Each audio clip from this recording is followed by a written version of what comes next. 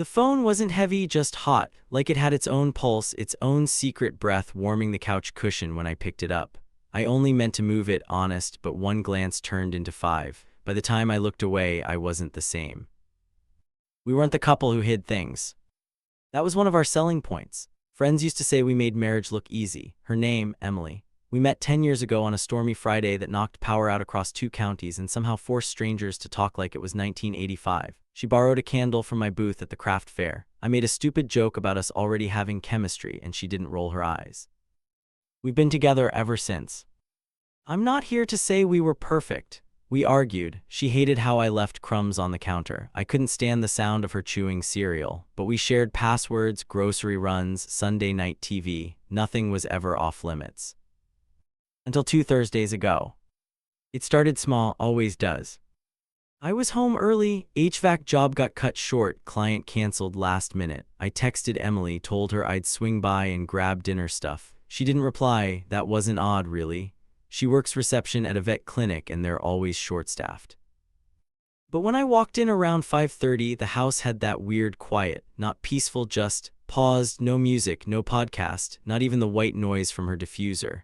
I found her in the bathroom, towel drying her hair, phone in one hand. She looked startled.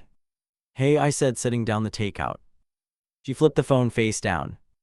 "Now look, I'm not the jealous type. I don't believe in tracking locations or reading messages. I trust people to do right until they don't." But that moment lodged itself somewhere, the way her thumb hovered, the way she asked too quickly, "You're home already?" Something in her tone didn't sit right. We ate quietly. She barely touched her salad. I asked about her day. She gave short answers, then excused herself to bed early, claiming a headache. I stayed up watching reruns, trying not to spiral. The next day I didn't snoop, not then, but I started noticing things. She turned her phone face down every time. She laughed at texts and quickly locked the screen. She started showering with the bathroom door locked. When I asked if something was wrong, she smiled too hard and said, "Of course not, babe, why?" So I let it go. Until Saturday night. We were hosting a small get-together, just my brother Mark and his fiancée, Tara, nothing fancy, grilled burgers, played that dumb couples board game where you try to guess each other's answers.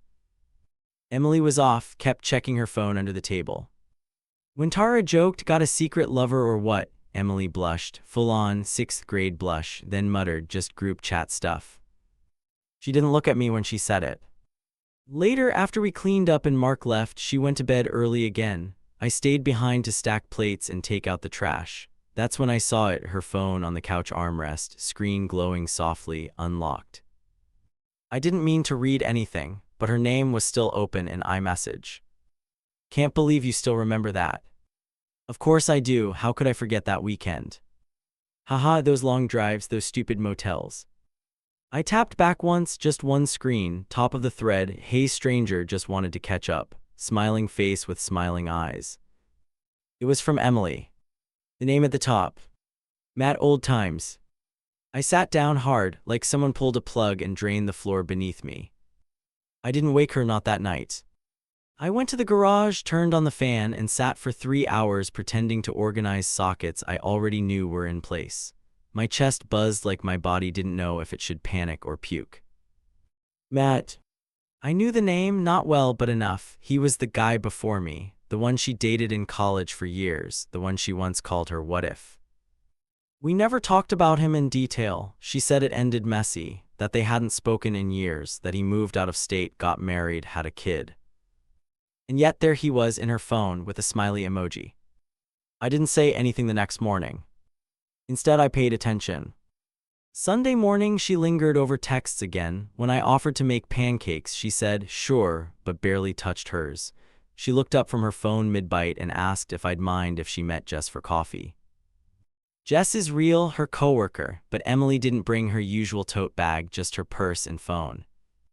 She was gone for 2 hours.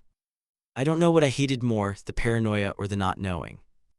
That night after she fell asleep, I opened her phone. She hadn't changed the passcode. I told myself it was fair game, that I deserved answers. There were more texts, too many. "Matt, you always made the best calls, like back when we got lost in New Hampshire, you saved us." Emily, haha, you were the worst with directions, you still get lost. Matt, only in memories lately, winking face. No nudes, no outright sexting, but this wasn't just catching up. It was flirting, familiar, intimate, like dusting off something they'd both missed too much to admit. I scrolled until I couldn't anymore. Then I locked the screen and sat in the hallway, back against the wall, holding a toothbrush I never used. The next day I asked her. Hey Em, I said as we were brushing our teeth, you ever hear from Matt anymore? Her eyes darted fast, that's how I knew. She shrugged, oh, I mean kinda, he reached out a few days ago, just catching up, his kid just turned 2. I nodded, that's so. Yeah, I didn't want to make a big deal, it's nothing. But it was something. You can't smile at someone's digital memories like that unless there's still a tether. You can't hide it unless it matters. And she was hiding it. That night I asked if we could talk. She put her phone down, not face down this time, oddly, and joined me on the porch. You mad at me? She asked right away. Why would I be? I said. Be it. You've been quiet. I just feel like I'm being left out of something. She didn't respond. I saw the texts, I added. I wasn't looking, but they were there. She didn't look surprised, just tired. Oh. That's it, oh. I didn't mean for it to, I don't know. I didn't expect him to reply. But you started it. I guess I just wanted to know he was okay, and yeah, maybe part of me wanted to see if he still remembered me. I didn't know what to say. I love you, she added quietly. I wasn't trying to cheat. I didn't say you were, but you were hiding something. That's worse sometimes. She nodded, I'm sorry. We sat in silence until the porch light flicked off from the motion timer. I don't know what's next. She offered to delete the thread, block him, swear it off. But trust doesn't work like that. You can't patch drywall over a crack and call the house solid again. I told her I needed space to think, not forever, just a few days. She cried, I didn't. I'm staying at Mark's for now. It was 7:48 on a Monday morning when I realized I didn't want to go home yet. Not for my boots, not for my charger, not even for the leftover lasagna I knew she'd be too heartbroken to eat. I sat in my truck outside the shop, engine off, coffee cooling in the cup holder, and told myself I'd give it one more day. Mark didn't ask questions, he's not that kind of brother, which strangely made me want to talk more. You good? He'd asked Sunday night when I showed up with a duffel bag and an excuse about the water heater acting up. Yeah, I said, just needed air. He nodded, you snore, you sleep on the couch. Fair enough. I slept like crap. Not because of the couch, it was better than our mattress if I'm honest, but because every time I closed my eyes I saw that damn emoji. Smiling face with smiling eyes. It wasn't flirty, it wasn't explicit, but it was loaded. Loaded with history, with the kind of softness that comes only when the door never really closed. Work helped, sort of. You can only focus on ductwork and crawl spaces for so long before your mind drifts. I kept replaying the timeline. She texted him first. She didn't tell me. She lied even when asked directly. She kept the thread open. She smiled when she read his messages. And still a part of me kept asking, am I overreacting? I'd never caught her cheating. There was no come over text, no photo, no motel address in the trash, just two people catching up. But isn't that how it always starts? That night, Mark grilled burgers, his way of saying he knew something was wrong but wouldn't push. We ate in front of the TV, the game was on but neither of us were watching. Around halftime, he finally said it. She cheat on you. I paused, swallowed wrong. No. He glanced over, you sure? Not physically, no. Mark nodded, but something's off. I told him everything, not in one big dump, just in chunks, like I had to ease myself into saying it out loud. When I got to the porch conversation, he leaned back and let out a slow whistle. Damn. Yeah. You think she's in love with him? I shook my head. I don't think it's that simple. I think she misses who she used to be when she was with him. He sipped his beer. That's worse, man.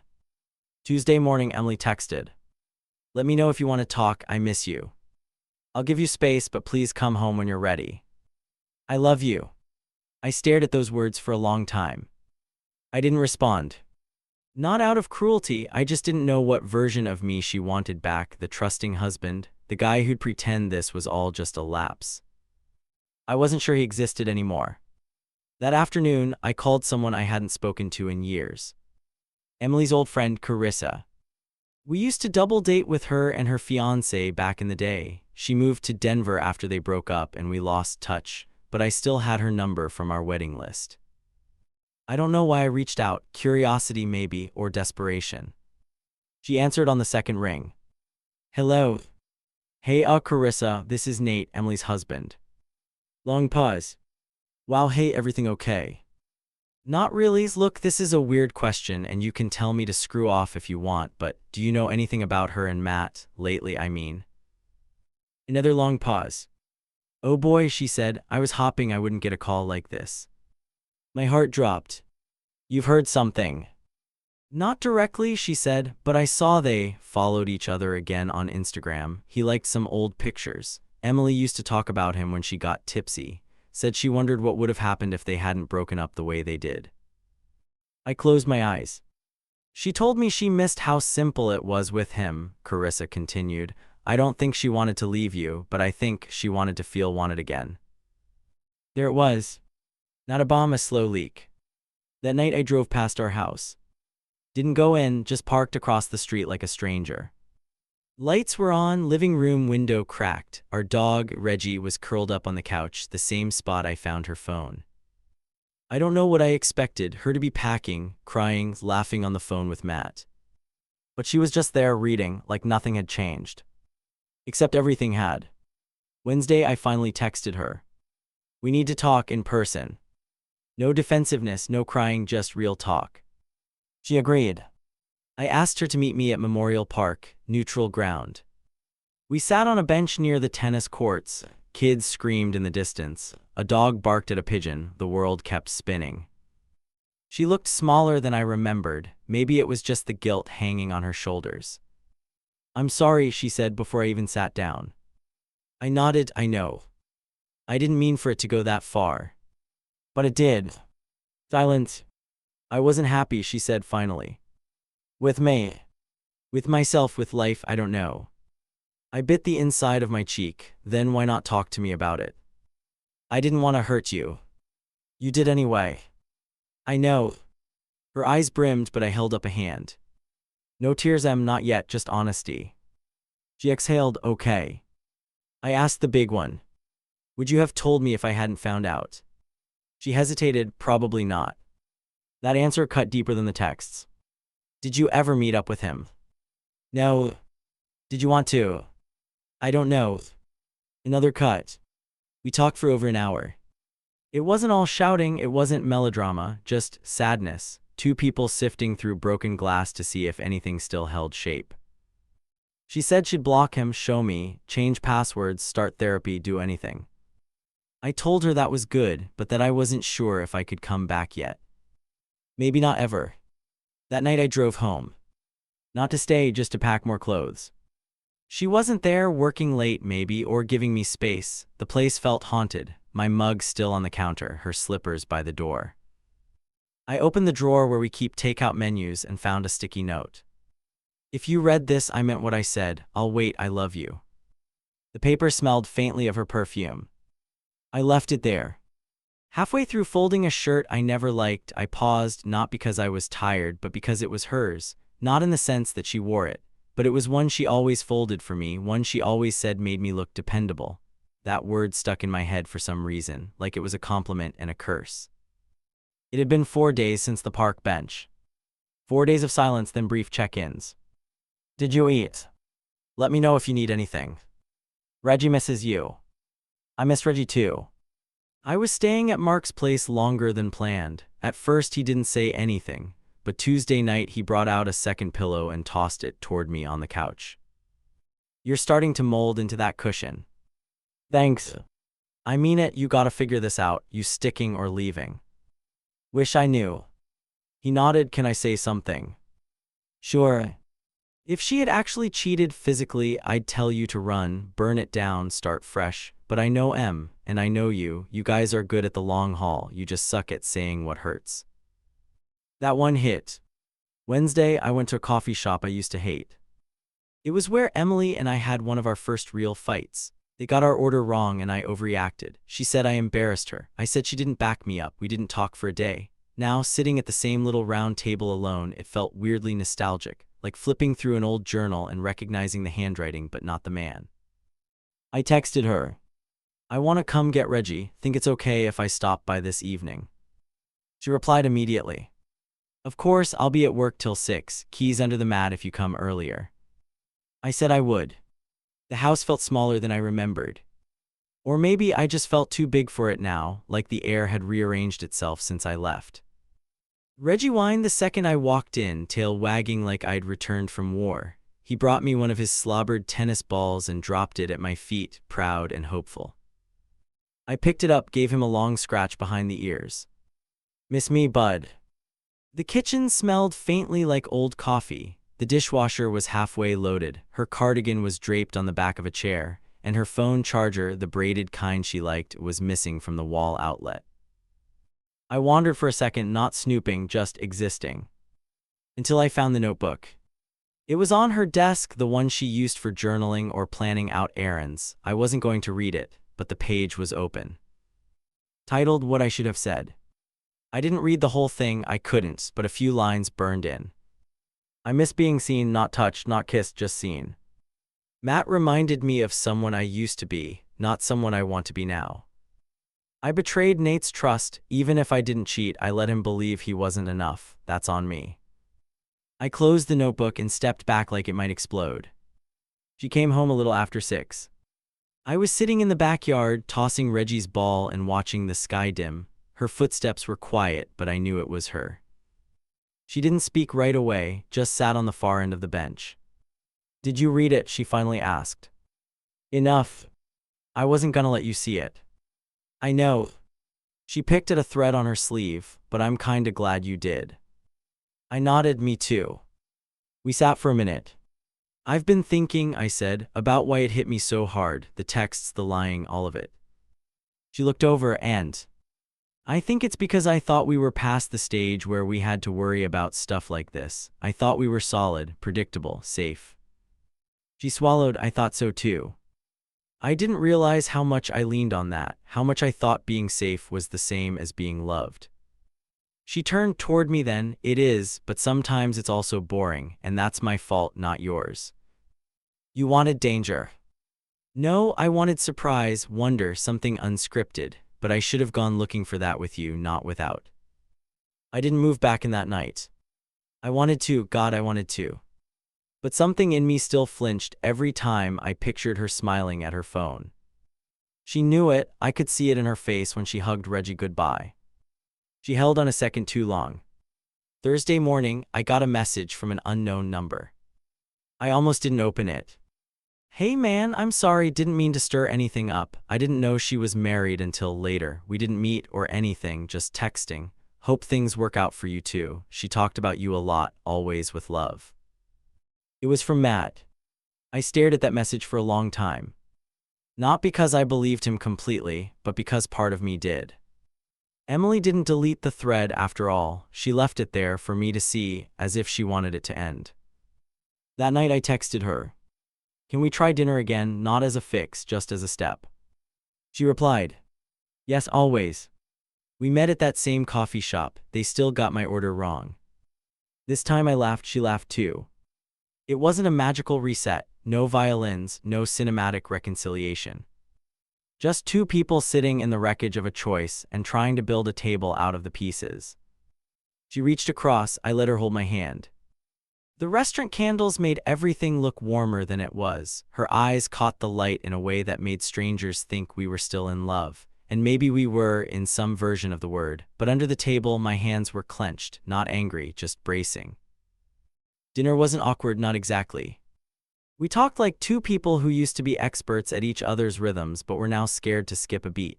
She told me about a patient, a golden retriever named Chips, who tried to swallow a sock. I laughed, maybe too hard. She reached for my hand again, and this time I didn't flinch.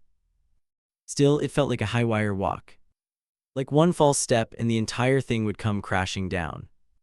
Afterward, we walked to the car in silence, the kind of silence that used to mean peace but now carried weight. At the driver's side, she turned. "You coming home?" I looked past her for a second, at the diner sign flickering behind her, at the cars going by, at the people who had no idea this woman in front of me was both my soft place to land and the sharp edge I didn't see coming. "Not yet." She didn't cry. She just nodded and said, "Okay." I watched her drive away, tail lights shrinking into the dark. That night I couldn't sleep. I sat on Mark's porch drinking a beer I didn't want and rereading the message Matt had sent me. I hadn't replied, didn't know if I would. But the part that stuck with me, that she talked about me with love, kept echoing. If that was true, then why lie? If I was so important to her, why go behind my back? But deep down I already knew. Because love isn't the opposite of betrayal, it's what makes betrayal possible. Friday morning, I took the day off work. Mark raised an eyebrow when I told him. "Big move." Something like that. I packed my bag and left the couch the way I found it. At home, our home, I didn't ring the bell, just used my key. Reggie greeted me like a soldier returning from war, tail thumping, nose frantic. Emily was still in her robe, hair damp, toothbrush in hand. She froze when she saw me. "I just came to grab a few more things," I said. She nodded slowly. "Do you want coffee?" "I'll make it." We moved around each other like satellites, not colliding, but orbiting in quiet recognition of shared gravity. After coffee, we sat at the kitchen table. Same spot where I'd once seen her scrolling, laughing at something Matt had sent. Now she was fidgeting with her mug. "I talked to someone," I said. "Carissa." Her eyes flicked up. "She told me about the stuff you'd said, about missing who you were." Emily looked down again. "Yeah. I get that, Em, I really do. I think I miss who I was too, before I started taking everything for granted, including you." That surprised her. She opened her mouth, then closed it again. "I'm not excusing what you did," I added, "but I see how we got here, and I hate that more than I hate Matt." She blinked. "I haven't replied to him," she said. "Not since the day you found out. I didn't even open his last message." "I know. You do." I nodded. "He texted me, said he didn't know you were married at first, said you talked about me." She went pale. "I'm so sorry." "I know." Silence again. Then slowly, "I want to come home," I said. Her lip trembled. "But not like before," I continued. "Not just to erase this. I want us to work through it together, honestly, therapy, boundaries, check-ins, all of it." She nodded. "I'll do anything, I mean it." "I believe you." And I did. Because this time she didn't rush to fix it. She let the hurt breathe, let it sit on the table between us. That was new. That was honest. We started therapy the following Tuesday. Couples counseling at a small office above a bakery. The therapist's name was Dana, middle-aged, calm, didn't smile much, which I appreciated. She made us start with 3 things we missed about each other. Emily said his patience, the way he always listens, and the way he used to make up songs about our dog. I said the way she touches my arm when she passes behind me, her dumb laugh when she snorts, and how she always saves the last bite for me, even when she wants it. We both cried. Quietly, respectfully. Dana nodded. "Good, now let's talk about what broke." It wasn't easy. We unpacked everything. The moment she sent the first text. The night I opened her phone. The fact that I'd felt emotionally checked out for months before any of this started. The way she'd been craving attention but didn't know how to ask for it. I admitted I'd stopped noticing her, not in a big dramatic way, but in a slow drift. She admitted she'd wanted to be wanted, not by Matt specifically, but by someone who saw her as more than a roommate. The worst part? We still loved each other. That made it so much harder. 1 month after that first session, I moved back in. Not like before, we kept some things separate at first, different laundry bins, different schedules, even a few solo nights out just to remind ourselves who we were as individuals. And each week, we showed up to therapy like it was church. Sometimes we argued, sometimes we sat in silence. But we were there. Every single time. I still think about the texts. Not constantly, not with fire. But with a quiet ache. It's not about Matt anymore. It's about the version of her that felt she had to reach outside our marriage to feel seen. and the version of me that let that happen. We're building something new now, not perfect, but deliberate. We check in. We ask real questions. We answer honestly, even when it stings. And the other night, after we finished rewatching a dumb show we both secretly love, she turned to me and said, "I've never felt this close to you." I said, "Same." She smiled. But this time it wasn't at her phone. Some days I still rehearse what I would have said if I had caught them after they met, if it had gone further, if I had proof of something undeniable. Part of me thinks that would have made the choice easier. But the truth, ambiguity can rot you from the inside out more than betrayal ever could. 3 months into therapy, things didn't magically click. There were good days, the kind where we felt synced again, laughing in the middle of brushing our teeth or bickering about what to order like it meant something. Then there were the landmine days. Like when she changed her phone lock screen to a photo of her and Reggie. Harmless, right? Except I panicked because for a split second I thought she was hiding something again. That gut-level twitch, the one that tells you to be suspicious even when nothing's wrong, it doesn't go away overnight. It's learned muscle, and it takes time to unlearn. She saw my face, paused, then unlocked her phone and handed it to me. No hesitation. "I'm not hiding anymore," she said. I didn't look through it. Just held it for a second. Then handed it back. That moment meant more than anything else we'd said in therapy.